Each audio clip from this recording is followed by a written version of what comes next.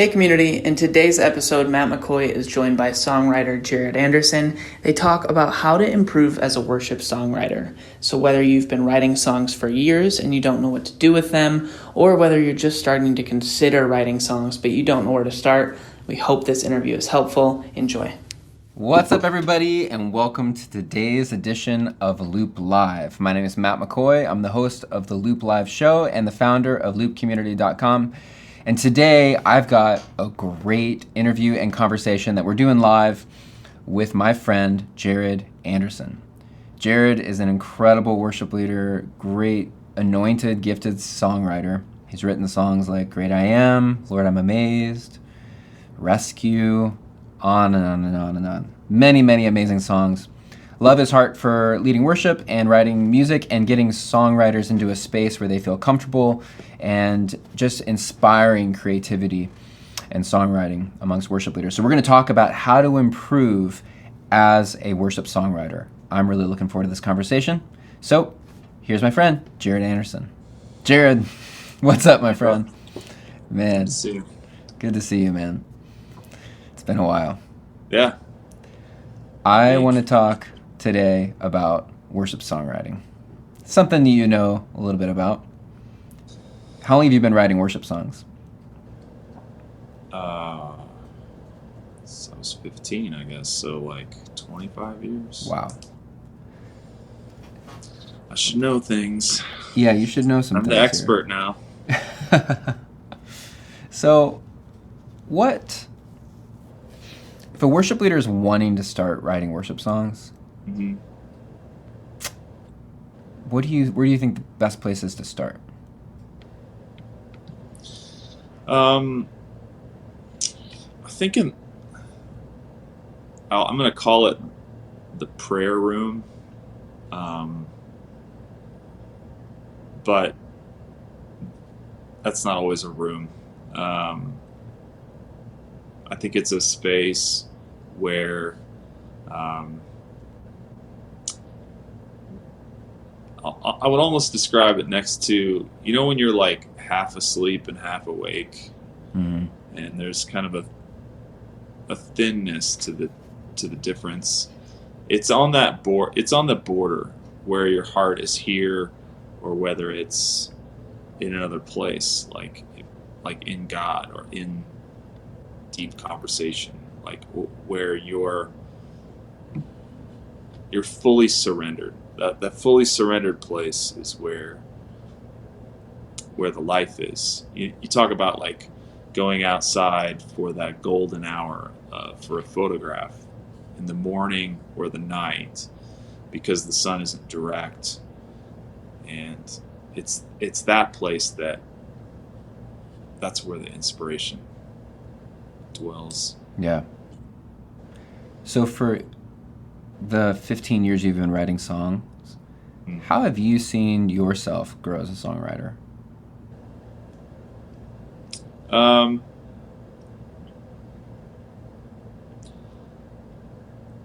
think you get more picky about which rabbits to chase. You get more clarity on what your heart is really aching for, and you get more language around what's true and what's fluff. Right. Maybe like get a little bit more real. Yeah, or what's just kind of candy. Yeah, right. What's nutrition. Yeah. You've got, one of these things that you're really passionate about is something called co-write community, which is kind of where you and I started getting really a lot more connected. And I've attended one of these events. It's basically a co-write week. I can't remember if it happens over a weekend or just, it's a couple days up in the mountains in Colorado at a retreat center. I went to it 2 years ago, and it was very, very refreshing. And, you're with, 50 songwriters who are all just like, they're not rock stars. There were a few songwriter rock stars there, but everybody's just there that like it's kind of a level playing ground, like playing field, right? Like it's everyone who's just worship leaders who just love songwriting and they want to be able to explore that gift and do it in a safe space. Talk to me a little bit about co-writing and why you think it's special and important.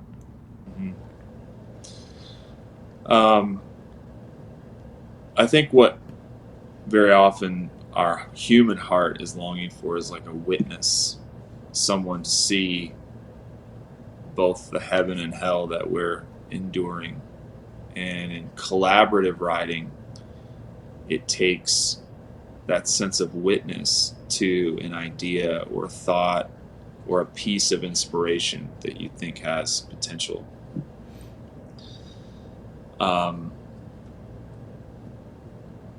To be the level playing field is to admit that we're all risking something, that this could go incredibly poorly or incredibly brilliantly, and no one knows. So that unknown is where the hope lives. Like, hope only lives in the unknown. So that's what kind of fuels the gathering, is that we could come together and discover something we've never known before. Mm-hmm. Yeah. I loved that at those events, people just seemed to come alive. Like when they were writing, you know, there's like this electricity that happens, like when you're in this writing room happening, and then like you finish a song and everybody comes out of their room and everyone's really excited about what they've come up with. And at the end of the event, there's like a showcase where people can get up and actually play the songs. And I remember just everyone just like cheering, singing along, like it was just a party. Right. And it didn't matter how amazing the song was or how, I don't know, for lack of a better word, like amateur a song was. It didn't matter. It was a song, and everyone was just celebrating that. Do you think that co-writing helps someone become a better writer? Like if a worship leader is a songwriter currently and they're writing songs on their own, I know sometimes people feel uncomfortable writing with other worship leaders. Like, totally scary. Like, yeah. And that's, for me personally, it was a big leap. I got comfortable writing songs on my own, and it's like therapy, and I highly recommend it. The jump from I'm up late at night and I can't sleep, and so I'm going to work on a song, or I've got this idea and I love getting away at a park or in a quiet space or in the church building when no one's there. There is an invigorating part to that. It's just like wild and free. And going from that space to, hey, Matt, you and I should get together on Tuesday at 10 a.m. and write a song. There's a lot of space in between those two settings. And so the retreat kind of acts as like a buffer zone to welcome you out of the alone wild and freeness into the context of relationship and the present timeliness of we're going to do this for the next 4 hours and give it a shot. Holding people's hands on that pathway, I know I needed it.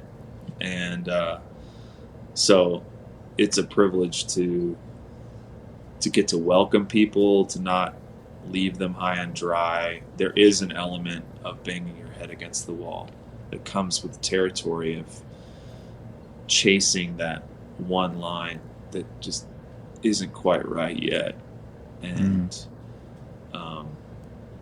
searching for the miracle that might be. So. One quick side question on that. Have you done any sort of like virtual songwriting? Sure. Is it good? Is it way harder?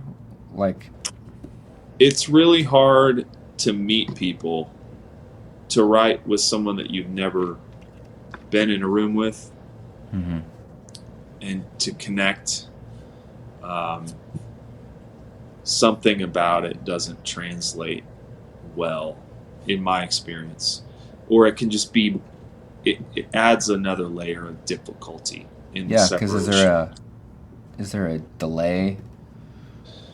The delay, and then just there's a huge thing about the presence of your body that communicates, that reveals, like, that helps actually in the process and puts our feet a little more on the floor, that keeps us more grounded in the search. But with people that you have more relationship with, it can be really, really efficient. And I've written, like, over voice memo, honestly, with friends, like, hey, I need a song for this project that says this, this, and this. Here's the kind of vibe I'm thinking. Here's what I'm seeing. And here's the one line of a melody that I have.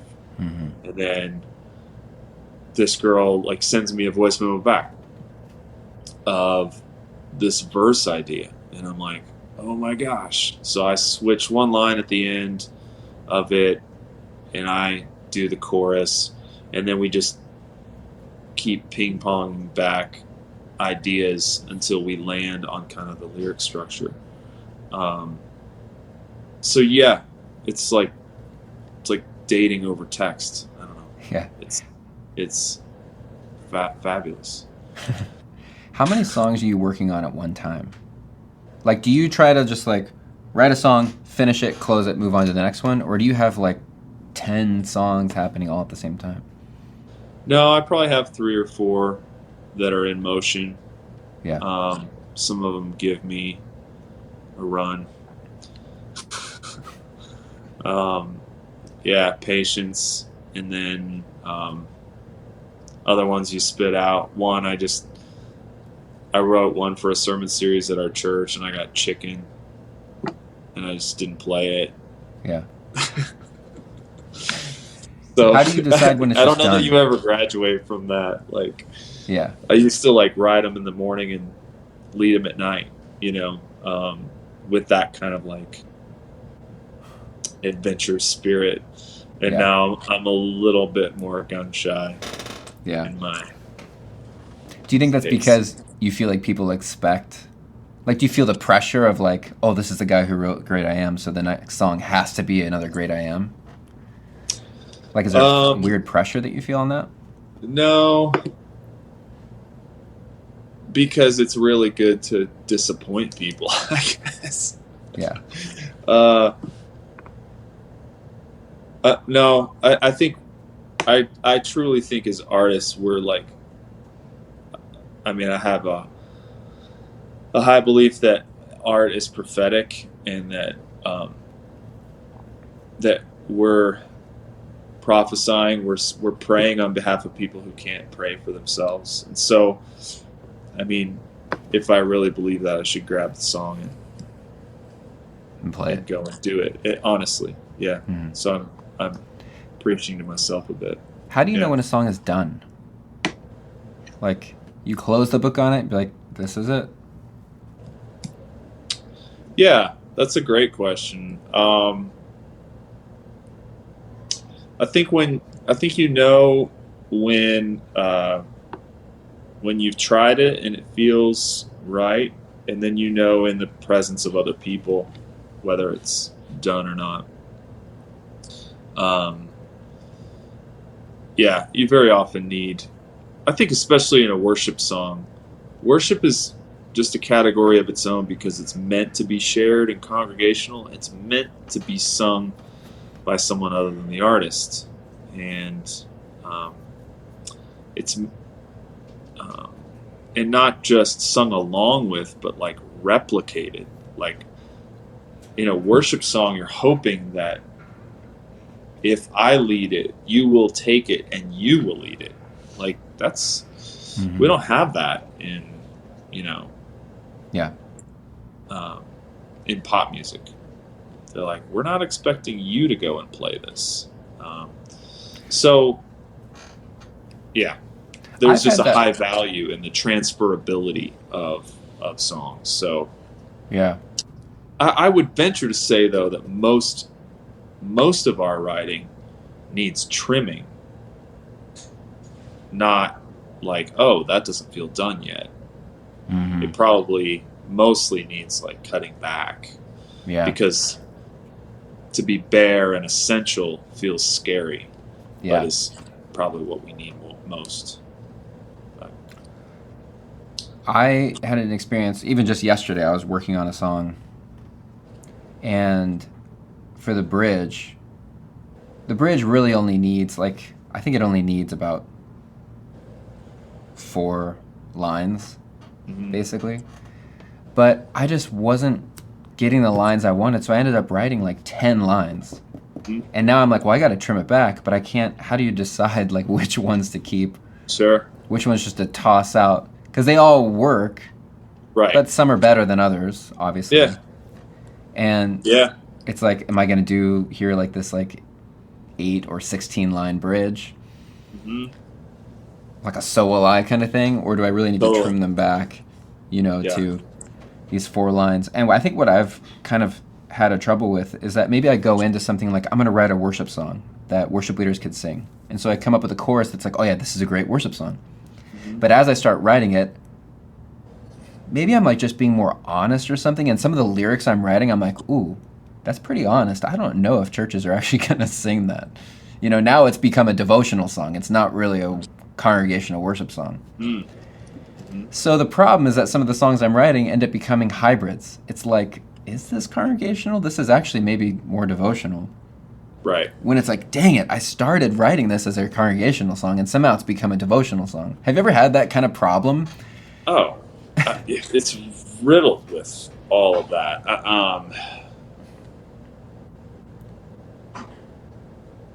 Yeah, that's where the collaborative piece is way more helpful. That's why we have publishers to get like, hey, really, this, and this are kind of outside the format. It's great to take 1 or 2 risks in a song, but 4 or 5 is too many. Yeah. Because at some point I had to just decide, like, well, maybe I'm changing gears on this and it's just devotional now. It's just like a Christian devotional type song. Yeah. And I think there's, you're trying to wear several hats in both creating, which means there's a blank slate, and then editing, which means this needs to hit a target, and then analyzing, like, does this target hit a format and sit in a body of work that people resonate with? Yeah. So often those are a lot of hats to wear. Not bad, all necessary, but maybe not all in one person or at one time. That's can be the benefit of time to allow you to switch hats. How can someone get better at writing lyrics? Read great literature. Yeah. Garbage in, garbage out. I don't know. Totally. It makes sense. Yeah. So, start getting in love with poetry. Garrison Keillor, who's kind of out of fashion, does the Writer's Almanac, where it's a poem of the day. It's a great place to start, just to get Mary Oliver collection of poems is awesome. There's a vast, and you kind of want to get choosy. Like, you should develop an opinion of people that you love and styles that you don't appreciate. Like, that's when you raise a child, the child is going to enjoy certain foods more than other foods, and that's because he's developing a taste. And as a writer, you want to develop a taste for what you love and what you don't love. That's good, man. Are you pretty tough on your lyrics? Like when you're writing lyrics, are you... I think we're honestly like... If we had to put the analyzer hat on, you know, the newspaper's written at a 5th grade level, reading level. And the top 10 songs on CCLI might be at the 5th grade reading level. In a sense, we're writing kids songs. Like,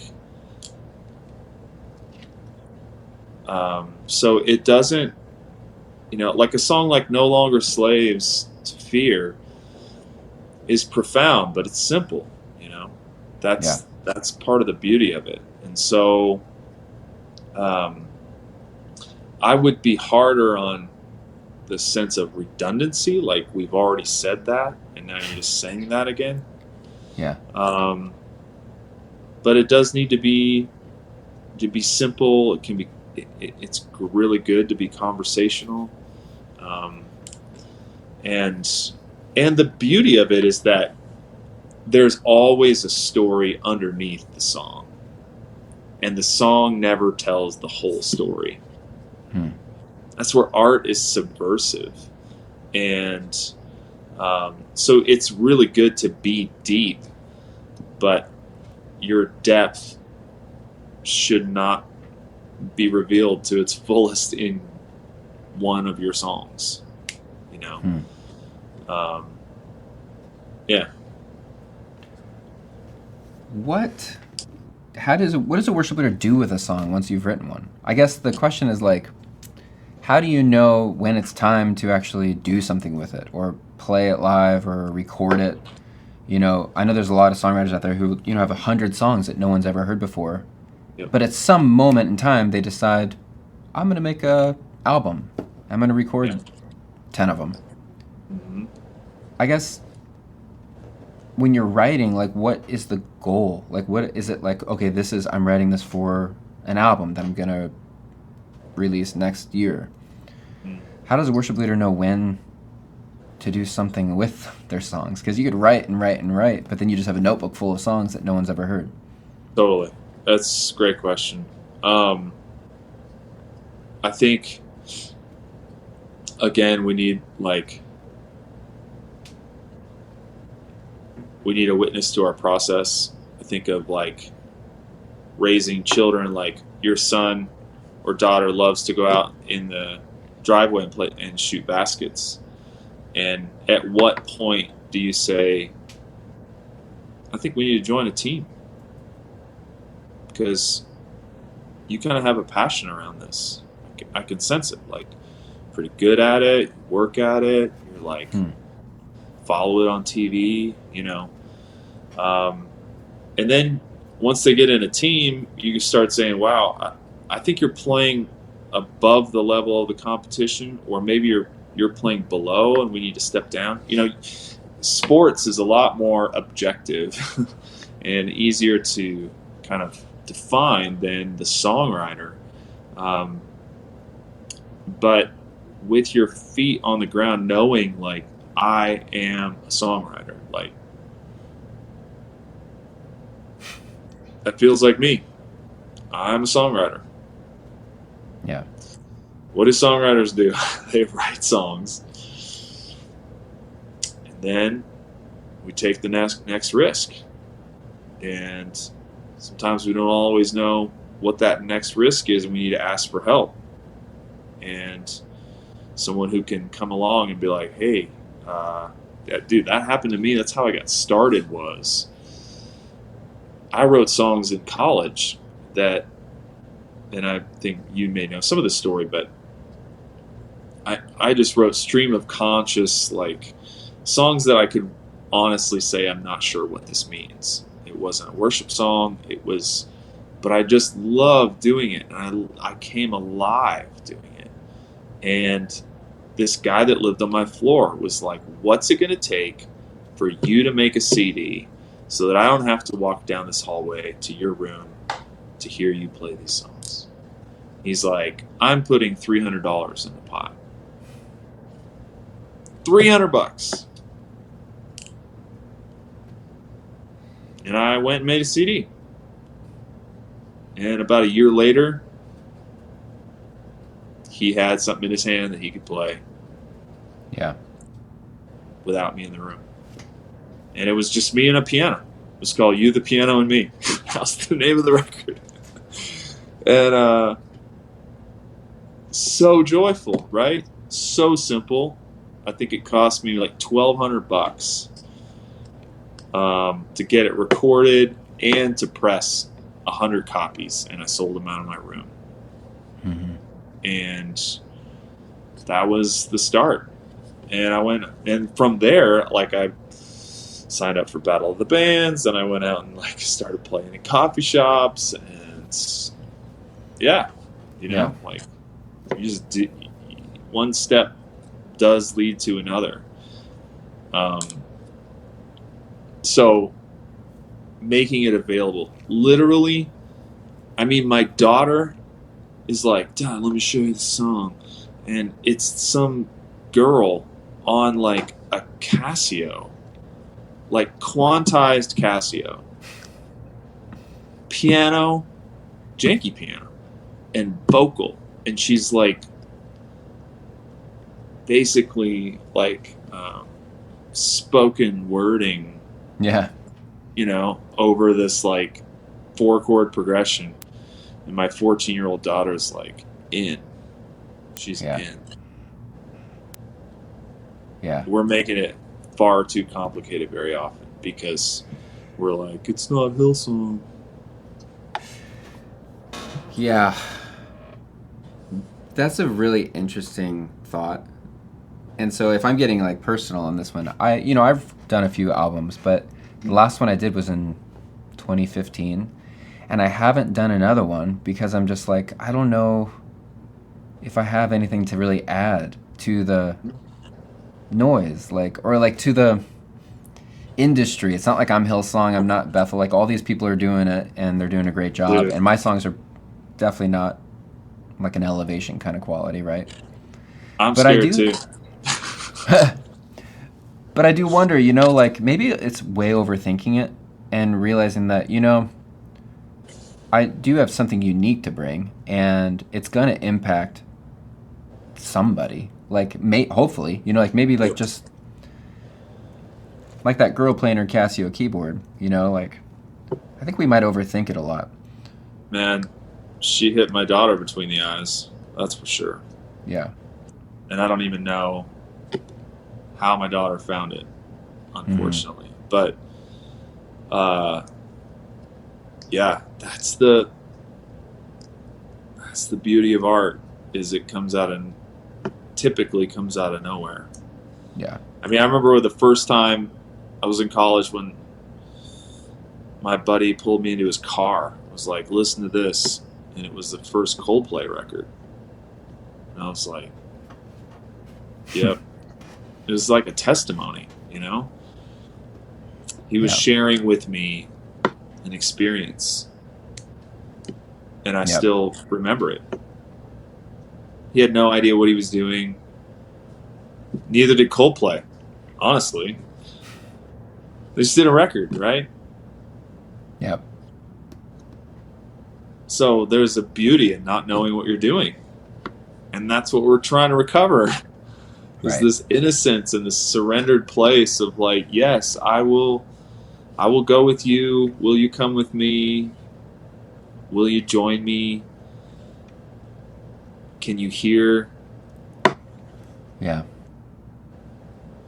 I think a lot of artists are afraid of rejection. It's almost like that feeling of what you were saying of like, chickening out, of like not playing the song. And it's like, man, if I do an album, I'm really putting myself out there. But it's like,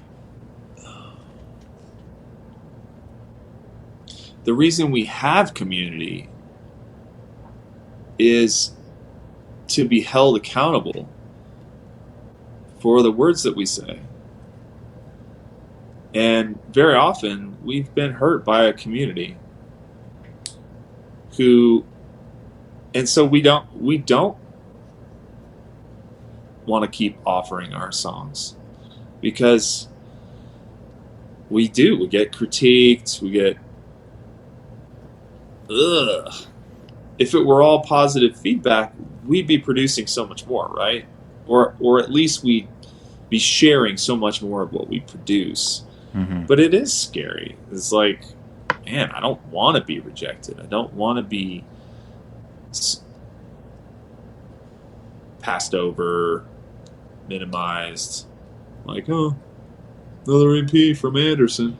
I don't want ambivalence towards me. And that's maybe the sin of the community. So where are the people that aren't going to just be like, oh yeah, whatever, Yeah. Maybe I'm not listening to them enough. When they're like, because I have a newer friend, and he'd be like, wait, you wrote a song about that? Well, let me hear it. And I'm like, yeah? It's like, yeah. Like, wow. I want to be like you, bro. I want to listen to people's stuff. Yeah. Because it comes from somewhere. It comes from the heart. It's worth a look. Yeah. It really is. So maybe we're just hanging out with the wrong people. Yeah. Right. Right. Well, man, I appreciate your heart for writing, and I would encourage everybody who's watching this to check out Co-Write Community. Is it co-writecommunity.com? Yep. Yeah, check it out for the next event. If you're a songwriter and you're looking for a space where you can just get away and go write music, co-writecommunity.com. The events there. We actually did one in Chicago. That was fun. Yeah, bro. Man. So check out Co-Write Community. Also, Jared, I love your EP, your recent one, the whole landscape. Oh, thanks, man. Thank you. I throw that on sometimes and just, oh man, I enjoy it. I love Heaven Stands Up. It's such a good song. Oh, dude, thanks. I'm ready for another project from you, bro. Are you starting on it? No, I'm ready for a project from you. Oh, from me? Okay. Yes. We'll see. Come on, man. I gotta get I will if courage you up. will. All right. We could release them on the same date. Let's Bundled. do it. Bundle. Maybe we should just do a joint one. McCoy, Anderson. Right. And, Our new It's like a band, two-disc. two middle-aged white guys. yeah. A 2-disc set. Oh, man. Oh, Jared, awesome. good to see you, man. You Thanks for too, joining man. us. Thanks for the time. Yep. Blessings, bro. Cheers. All right. Such a good conversation with Jared. Really good thoughts there on worship songwriting. And I found it very personally challenging because it's something that I've been actually wanting to kind of jump back into, is writing more music. That's how I spent most of my life before Loop Community. And I actually really want to jump back into songwriting. So these conversations are good because it's almost like I'm getting like my own like personal coaching session. But I hope that some of that was really helpful for you in whatever story you're in right now, what season you're in life as a worship leader, as a worship songwriter. So as always, if you guys have any questions, comments, also, whatever it is that you took away from this Loop Live interview, write it down in the comments now. We'd love to hear how this video, this interview, this conversation impacted you and your story. So write it down in the comments, hit the like button, hit the subscribe button to be notified of more conversations that we're doing here at Loop Community on Loop Live. And we'll see you soon. Hey, what's up, guys? Thanks for listening to this week's podcast. Couldn't do what we do without you. Let us know in the comments what you thought. Also, make sure you hit the subscribe button. Follow us on Facebook, YouTube. Stay tuned. We got a bunch more stuff coming. Appreciate you guys. See ya.